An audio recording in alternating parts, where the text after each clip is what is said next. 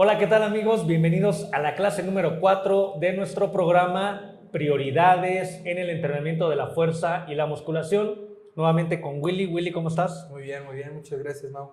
La clase número 4, Willy, ya se fueron rápido los programas, ya se fueron rápido el contenido que tenemos preparado y les recordamos las personas que quieran el material extra de estas capacitaciones tan rápidas que estamos haciendo en nuestro canal de Telegram, que ya deben de conocer para que se unan, estén en contacto con el profesor William y sean parte de esta comunidad que estamos con más cercanía tratando de ayudar a todas las personas. Bueno, Willy, el día de hoy nos toca periodos de descanso y tempo, conceptos que son necesarios en esta actualidad ya conocer, Willy, y sin más por más, ¿qué nos puedes decir de los periodos de descanso, Willy?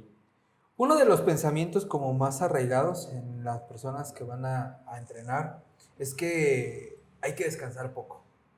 Ok. La mayoría de los entrenadores te piden que hagas las cosas como muy constante. Es más, hasta muchos totalmente quitan los periodos de descanso y te piden que vayas a hacer circuitos, ¿no? Como que hubo un tiempo en donde de plano te ponían tu circuito de 5 o 6 estaciones, no sé, de pierna o de espalda o de pectorales, etcétera. Pero aquí la ciencia tiene completamente otra opinión, sobre todo enfocado a la ganancia muscular y a la ganancia de fuerza. En mis tiempos le decían series gigantes. Sí, ¿Sí, no? gigantes. Super series gigantes que decían, eran... O de mínimo biseries o triseries. Biseries, ¿no? triseries, claro. Como sin descanso, no descanses, luego, etcétera. Hay varios estudios en donde lo que hicieron fue dividir obviamente a la gente, ¿no? Tienes un grupo en los cuales vas a dejarlos que descansen poco. Poco obviamente pues es muy subjetivo, entonces lo dividieron. Había quien descansaba 30 segundos, había quien descansaba 1 minuto y tenías otro grupo que estaba subdividido. Uno que descansaban 3 minutos y otros que descansaban 5 minutos. El grupo que mayor ganancia muscular tuvo después de como 8 semanas de entrenamiento, todos hacían más o menos hacían la misma rutina, solo tenían esta variante de los descansos, eran los que descansaban más entre series. Ok. Esos fueron los que más ganancia muscular obtuvieron. Y este mismo estudio, o bueno, con sus pequeñas variantes, se hicieron varios alrededor para que realmente pues viéramos cuánto era la necesidad de descanso. Óptima. El por qué ganaban más masa muscular era relativamente claro, ya varios han de estar intuyendo. Te permite, uno, movilizar más carga, movilizar más peso. Si descansas poco, pues obviamente vas acumulando fatiga. Y entonces, no sé, si empezaste con 50 kilos, igual y te ves en la necesidad de la otra agarrar un peso más pequeño, si es que quieres sacar el mismo número de repeticiones. O si no, se da esto otro. Por la acumulación de fatiga, puede que bajen el número de repeticiones y conservas el peso. Si eso lo seguimos a todo el entrenamiento, pues si quieres durar las 5, 6, 8, 9 estaciones, yo he llegado a ver gente que hasta pone 12 estaciones de entrenamiento en un solo entrenamiento, en una sola sesión, pues tienes que sacrificar intensidad. Y ya habíamos dicho que la intensidad es aquella que va a determinar el efecto. Si se dan cuenta, estamos rompiendo todos los pilares del entrenamiento. Los estamos llevando a un entrenamiento de resistencia. Fíjate que es lo que te iba a comentar. Ya hay mucho sustento para esto del descanso, para estos descansos adecuados en relación al tiempo de trabajo. ¿Cómo es posible, Willy, hacer una cuantificación del tiempo que me tardo en hacer las ejecuciones o los movimientos y hacer las estimaciones en tiempo de tiempo? Porque normalmente estamos trabajando en número de repeticiones y tiempo de descanso. ¿Se puede trabajar tiempo de trabajo y tiempo de descanso? De manera teórica parece que sí. Por ejemplo, Mike Israeletti nos dice que un set efectivo, o sea, con todas las características de efectividad, dura en promedio 40 segundos. Entonces, que si nosotros necesitamos un descanso completo, tenemos que superar esos 40 segundos de inactividad. ¿Para qué? Pues para que nuestro cuerpo reponga todo lo que metabólicamente utilizó, para que nuestro sistema nervioso también tenga ese periodo como de inactividad donde permita que pueda seguir haciendo el movimiento. Pero parece ser que lo necesario son más bien supercompensatorios, o sea, no solo recuperarte, sino prepararte para el siguiente y poder mantener o de hecho incrementar el grado de intensidad.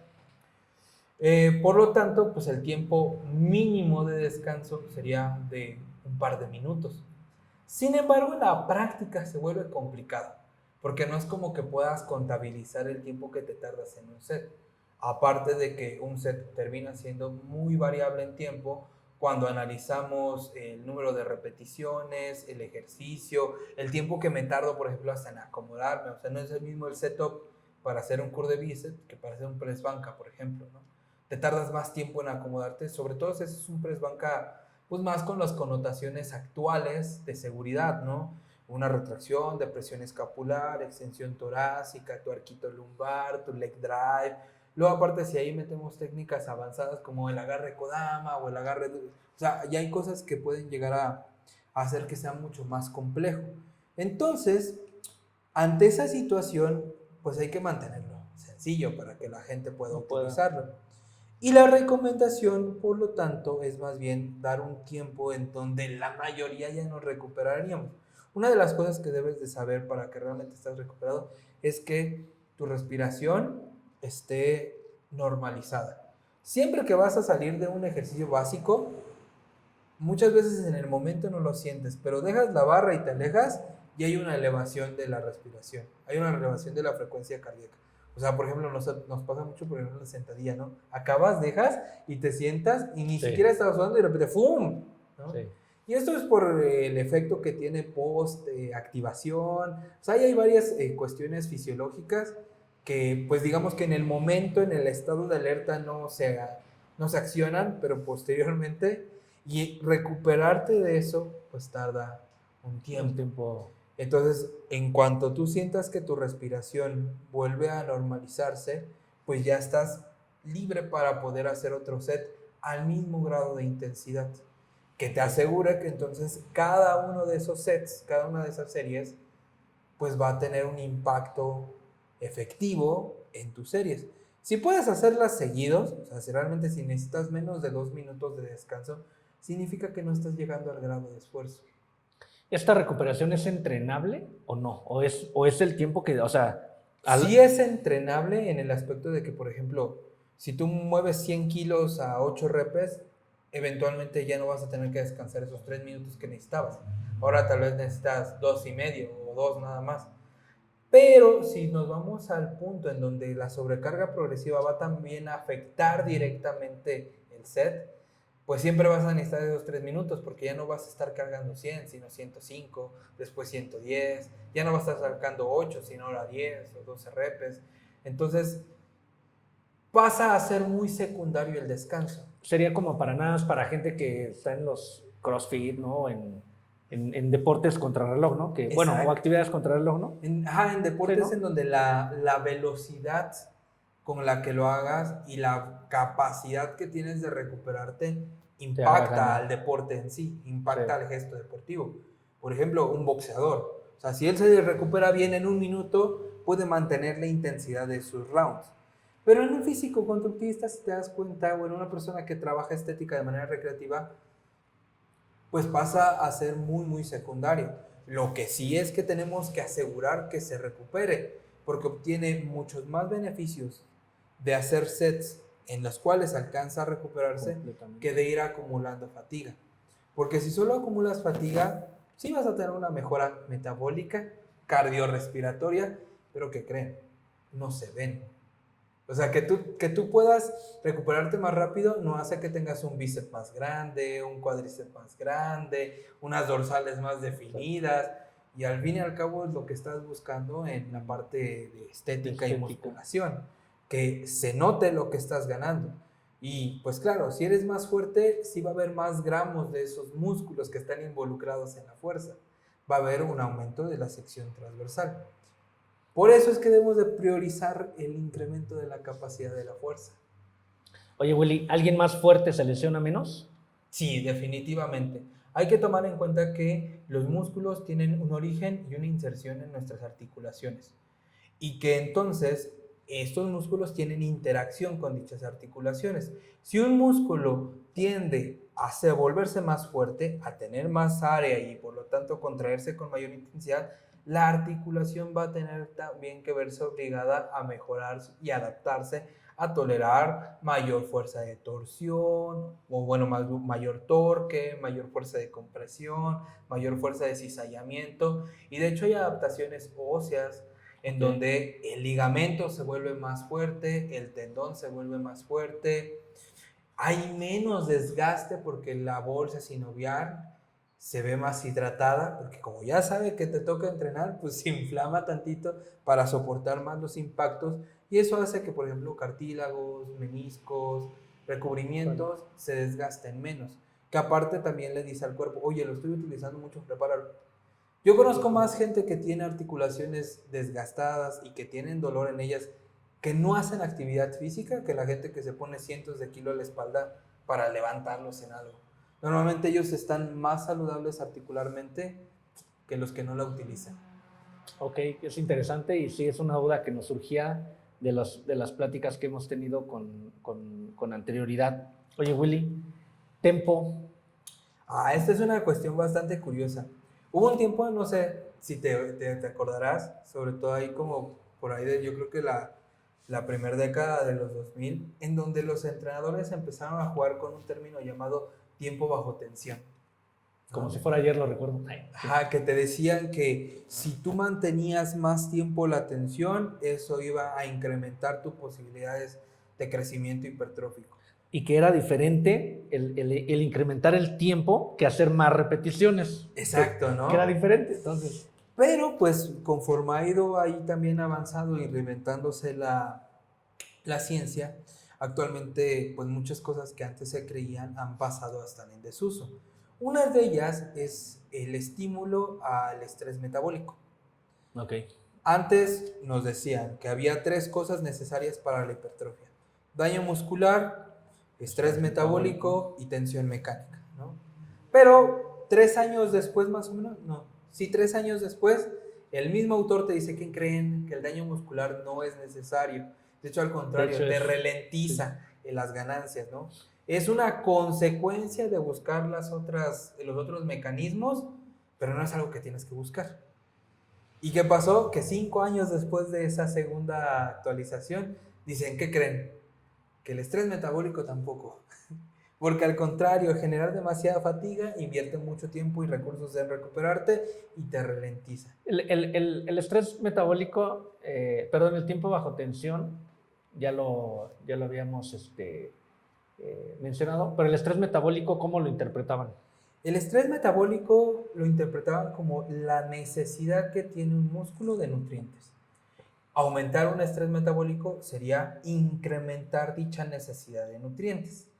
Había cierto tipo de entrenamientos que te hace generar ese incremento de utilización de recursos, como es por ejemplo el entrenamiento de altas repeticiones. O sea, si tú te mueves mucho, pues vas utilizando energía porque son múltiples contracciones y esto va generando una respuesta, por ejemplo, a lo que le llaman hiperemia o congestión muscular, ese pump, ¿no? Mucha gente creía que buscar el pump era lo que te propiciaba la hipertrofia. En realidad, ahora sabemos que solo es un estado refractario en el momento y que 30 o 40 minutos después se pierde. Se va, exacto. Y que no genera un impacto más que a qué tan bueno es tu cuerpo utilizando dichos nutrientes. Ahí sí puede haber una mejora metabólica. Pero, una vez más, las mejoras metabólicas y de resistencia no tienen precisamente una repercusión estructural y por lo tanto visible. Si tu músculo se vuelve bueno en ese tipo de cargas, es más eficiente, se contrae durante más veces porque aprende a utilizar mejor sus recursos, pero eso no quiere decir que vaya a crecer.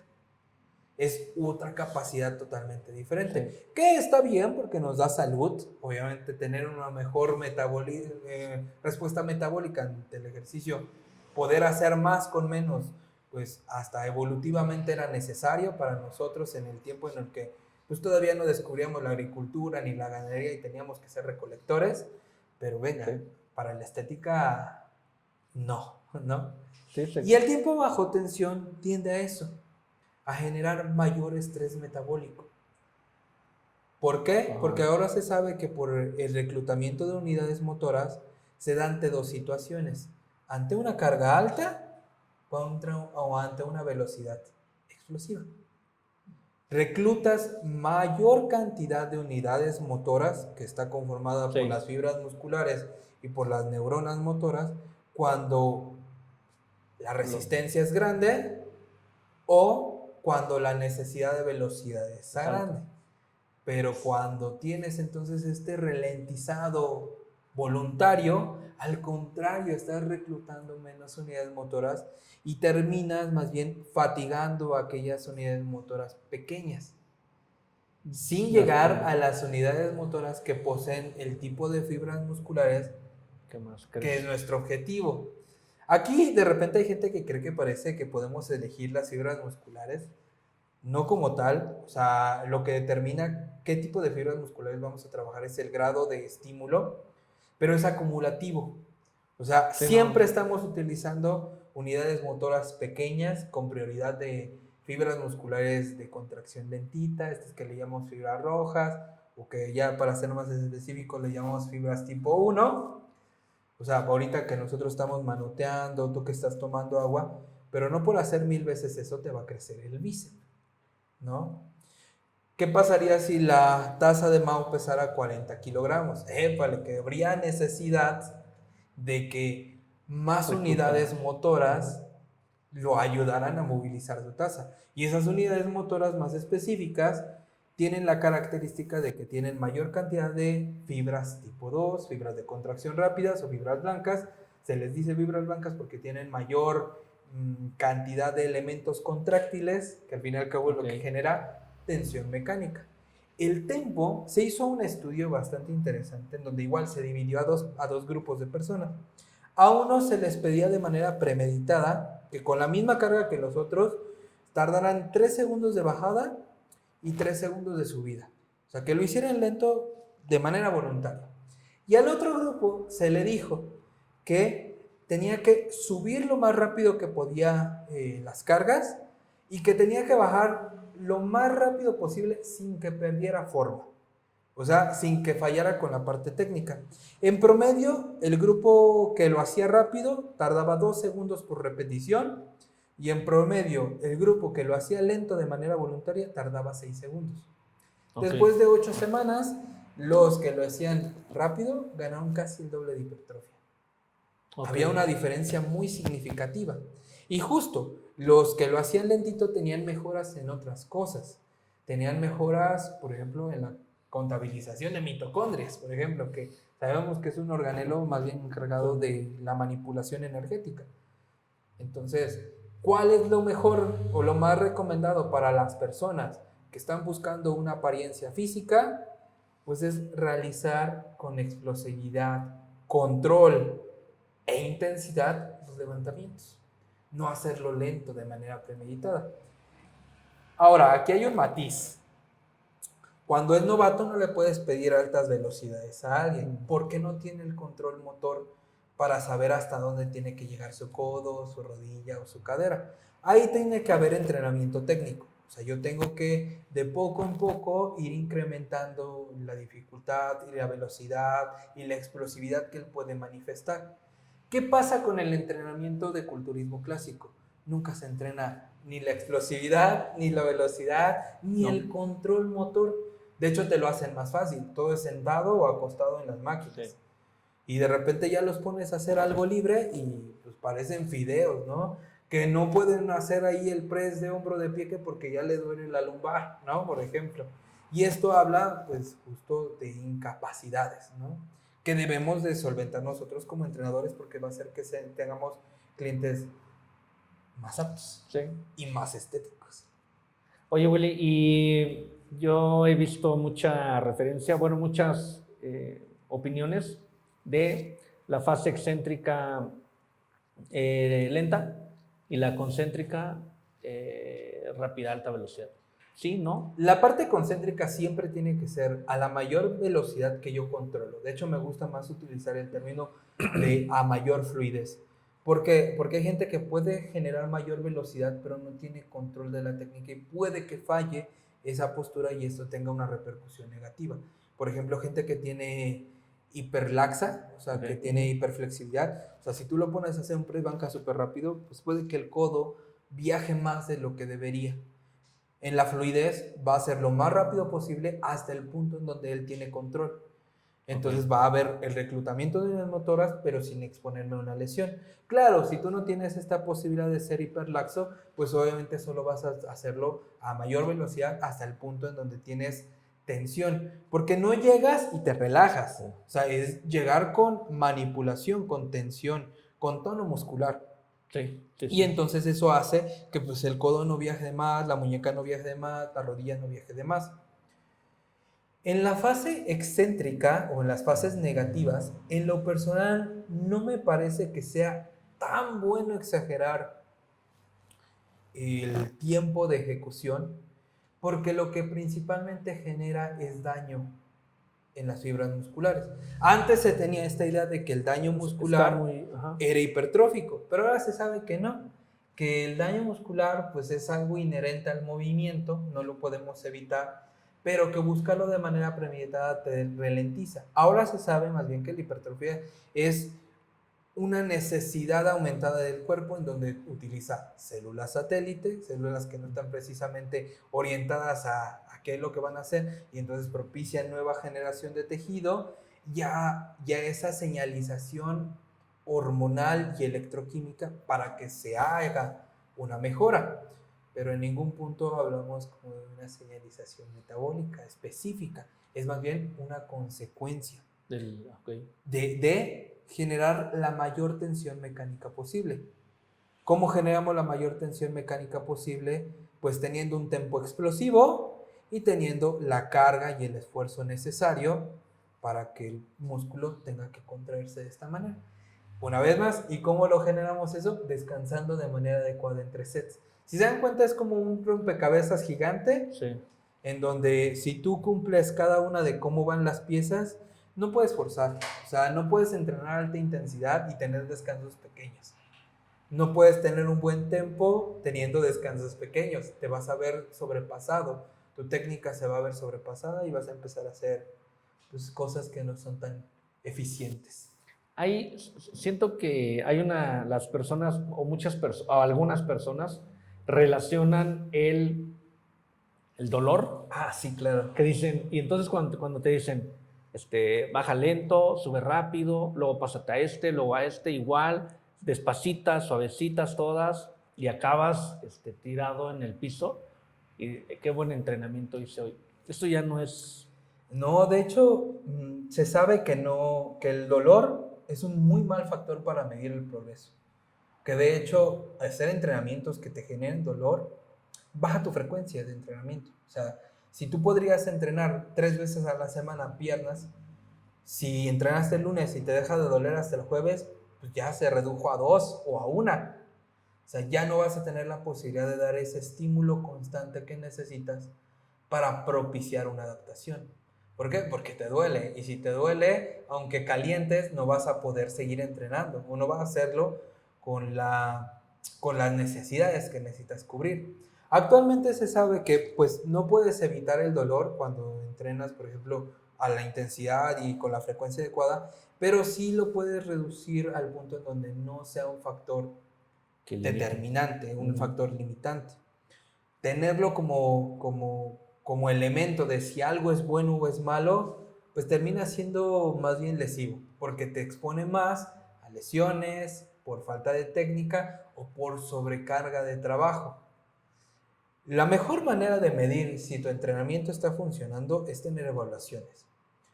Peso, porcentaje de grasa, circunferencias y medir que tu 1RM va mejorando. Okay. Como habíamos mencionado, sí, no tiene que ser directo. Puede ser completamente virtual. Igual y yo nunca me he puesto más de 100 kilos a la espalda en mi vida. pero ya la aplicación o el cálculo matemático me dice que puedo con 150. Igual y nunca los toco en mi vida, en este momento, porque eventualmente lo que antes era mi calentamiento, bueno, mi entrenamiento se vuelve mi calentamiento y eventualmente lo voy a mejorar, lo voy a mejorar. No importa si eres recreacional o si eres profesional, siempre va a suceder esto. O sea, siempre hay que buscar esta constante mejora. Y hay que entender que la mejora es muy amplia. Global, ¿no? Es muy global. Pues es interesante y así como lo explicas, creo que es una manera muy...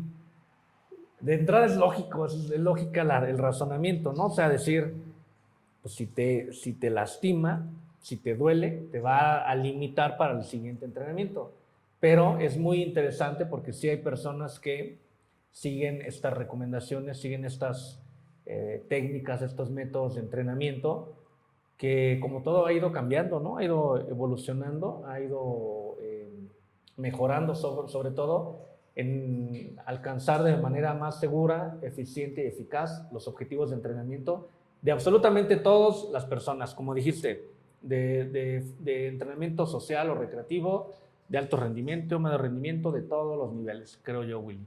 ¿Qué más, Willy, nos tienes de este tema?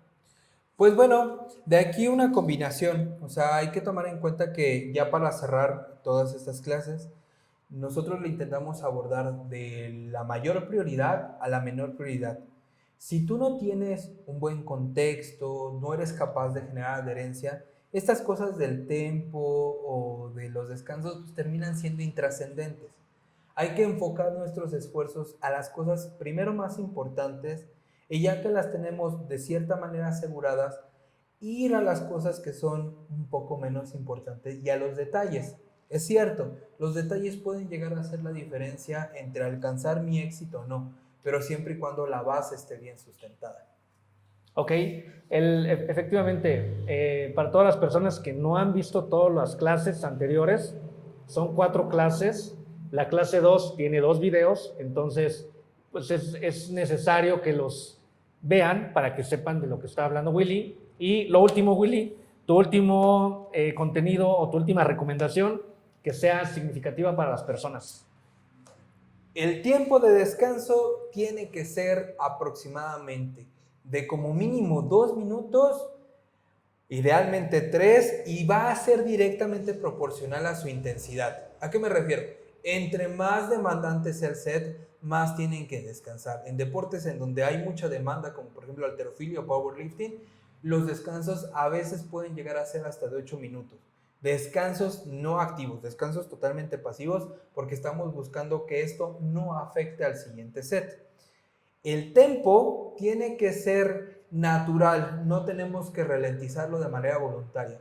Tenemos que contraer nuestros músculos lo más fuerte posible para asegurar el mayor reclutamiento de unidades motoras, y la parte del descenso o la parte excéntrica simple y sencillamente tiene que ser a la velocidad que podemos controlarla. Si lo hacemos a lo bruto, pues puede que nosotros perdamos forma, pero si lo hacemos controlada a la velocidad que podemos fluir, va a ser sumamente efectivo.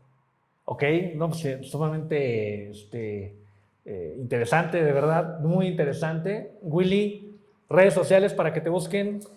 Will-IGP en Instagram. Síganos también en el Diplomado de Powerlifting, que es nuestro nuevo proyecto. Voy a estar subiendo mucho material de valor.